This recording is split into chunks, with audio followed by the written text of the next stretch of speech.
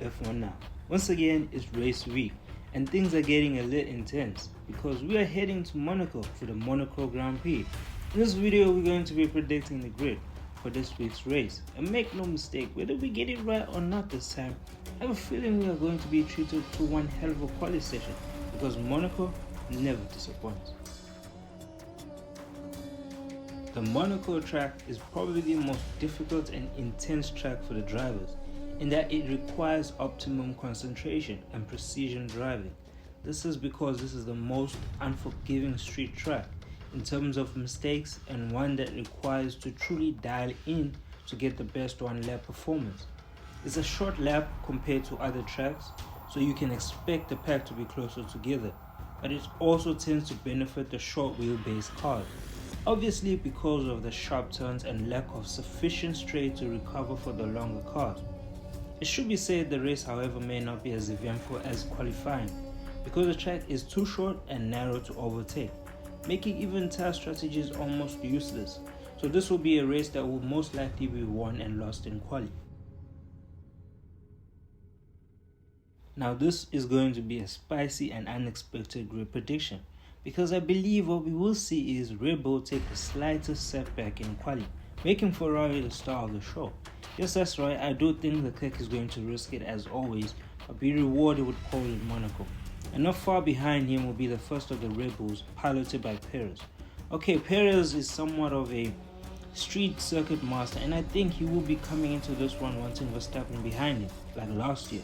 And who knows, there might be a possibility of Verstappen overdoing it and falling short. Next up behind Verstappen is going to be Sainz, because I don't think he's going to want to take unnecessary risks. So his goal will have to be to just have a good clean weekend. Behind Sainz's Ferrari, I'm going to have the Aston Martin. They seem to be a team that has respectable and good pace in pretty much every race this year. So I don't think this weekend will be any different. And next behind will be McLaren, because over the years they seem to have a dialed in car around this track. So Lando will most likely be looking to get another podium finish. Behind McLaren will be Mercedes. Now Mercedes will be essentially bringing a new car to Monaco, which could either be a big surprise performer of the race or a disappointment. We really can't know for sure until the weekend. So for me, Mercedes is going to be the interesting outlier, and I know we are all definitely going to be keeping our eyes glued to them. Alright, after Mercedes is going to be Alpine, which is another team that has been showing great performance and might be even higher in the grid. Next up is Alfa Romeo. They may not have a fast car compared to some, but it's short wheelbase and you can expect it to be very good around this track. After Alfa Romeo will be Haas and Williams, who I think will be evenly matched throughout the race weekend. And last but not least will be AlphaTauri, because they just seem to be not competitive enough this year, but you can expect to know that to put on a hard fight for the rest of the weekend.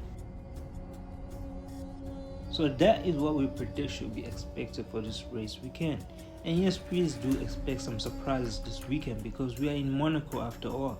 And before we close this video, we just want to say our thoughts are with the Imola region with regards to the heavy rains last week, and hope all works out well in the end.